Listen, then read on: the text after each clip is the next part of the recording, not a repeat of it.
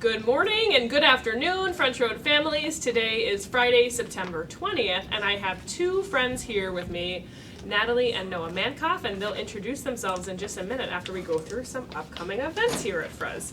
So next week we have our school pictures on the 25th and 26th. So see notes from your classroom teacher so you know which day your child will be in a picture so that you don't have to worry about making sure their hair is done and they look adorable on both days. We also have our 3rd and 4th grade curriculum night coming up next week on the 26th.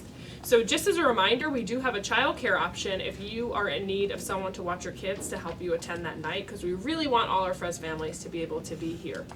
At our 4th grade families are encouraging students to come to class with them as they're looking at kind of more of an open house style. However, if you want to just come in and talk to the teacher and hear about what's going on and take advantage of childcare, that's totally fine too. Just make sure you contact the main office and let them know so we can get you on our list. 3rd grade will be from 6 to 7, 4th grade is 6:30 to 7:30, and our special areas are open from 6 to 7 so that if you're interested in visiting some special area classrooms and seeing what's going on, we have a little time on both ends for 3rd grade and 4th grade. 4th grade will head straight to the classrooms after special area visits if they choose to go, otherwise straight to the classrooms at 6:30, and 3rd grade will start in the cafetorium at 6 p.m. Lots of upcoming days off, so check out my newsletter. We have many holidays coming up, and we have some days off for Superintendent's Conference Day and Columbus Day, so check out my newsletter to learn more about that.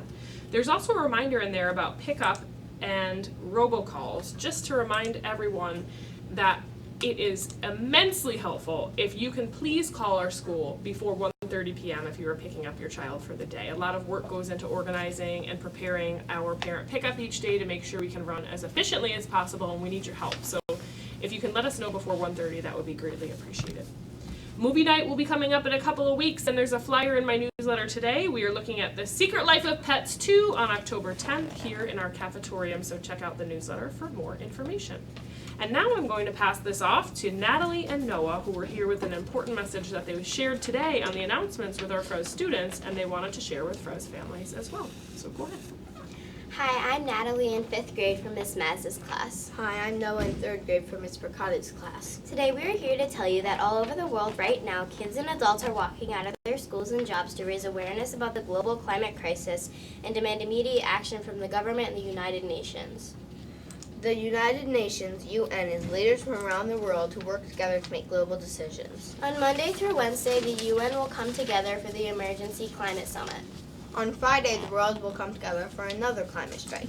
All of this was inspired by Greta Thunberg, a 16-year-old girl from Sweden. Last year, Greta, instead of going to school, went to Sweden's parliament and demanded that parliament take action and stop the global climate crisis.